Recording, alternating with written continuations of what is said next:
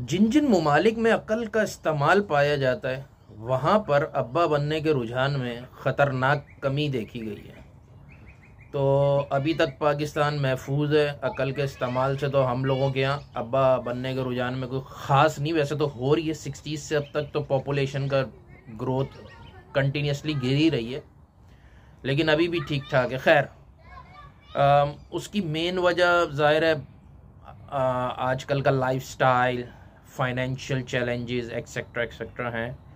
आने वाले वक्तों में पाकिस्तान में भी ये बहुत बड़ा चैलेंज होगा, और आने वाले वक्तों में बाप बेटा की रिलेशनशिप जिन दो चैलेंजेस का सामना करेगी, कर भी रही है, मज़ीद करेगी, उनमें से फर्स्ट वो ये है कि अब क्योंकि शादियां लेट होती, पहले के बच्चे ये होते थे कि वो अगर खेतों में तो 6-7 साल से ही अब्बा का हाथ बटाना शुरू कर दिया, नहीं हुआ तो बहुत से बहुत 12 साल 13 साल में करना शुरू हो गया।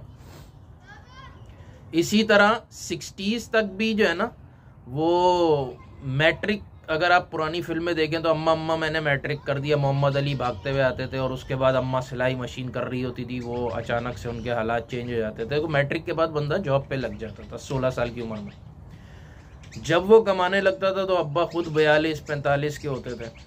अब क्या है कि अब्बा 38 में तो शादी कर रहे हैं, तो जब तक बच्चा कमाएगा बाप बच्चे के ऊपर लायबिलिटी बन चुका होगा।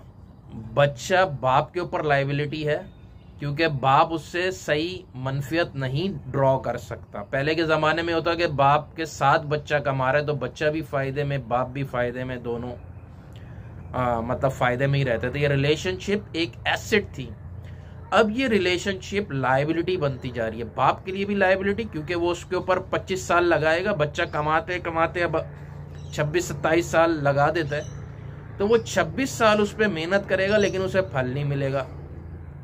और बेटे के भी यही है कि यार मैं जैसे ही कमाना शुरू किया करूँगा, मुझे अगर बाप को ही सपोर्ट करना है तो बाप मेरे ऊपर लायबिलिटी है। मतलब इस तरह का एक सिचुएशन बन गई। सेकंड ये था कि बुजुर्ग आम तौर पे और बाप खास तौर पे पहले जो बूढ़े हो जाते थे उनका बहुत एक बड़ा यूटिलाइजेशन ये था कि वो अपना एक्सपीरियंस ही शेयर करते थे जो कि बच्चों के काम आते थे। अब वो एक्सपीरियंसेस ज़ाहिर है पहले दौर में शिकार के कि भाई शिकार में ये चैलेंजेस, ये इसको ऐसे काबू करना है, उधर से इससे बचना है, ज़ख्मी होने से यूं बचना है, ये हो जाए तो ये इस्तेमाल करना है, जड़ी बूटी दवाएं फलाना दिमाग हिकमत फलाना, या फिर माजी करीब तक कि यार आप बिज़नेस के आइडियाज़, बिज़नेस शेयर कर रहे हैं, अपने तजर्बात, इवन जॉब के तजर्बात शेयर कर रहे हैं। तो बाप की बातों की, बुजुर्गों की बातों की कोई रेलिवेंस थी, कोई वैल्यू थी। आने वाले वक्तों में खासकर, और अब ये होता ही जा रहा है कि जब बाप रिटायर होगा तो उसका एक्सपीरियंस इररेलीवेंट हो चुका होगा, जो कि बच्चे की, मतलब बच्चा ज़्यादातर उन फील्ड्स में होगा जो कि बाप के ज़माने में एग्जिस्ट ही नहीं करती थी।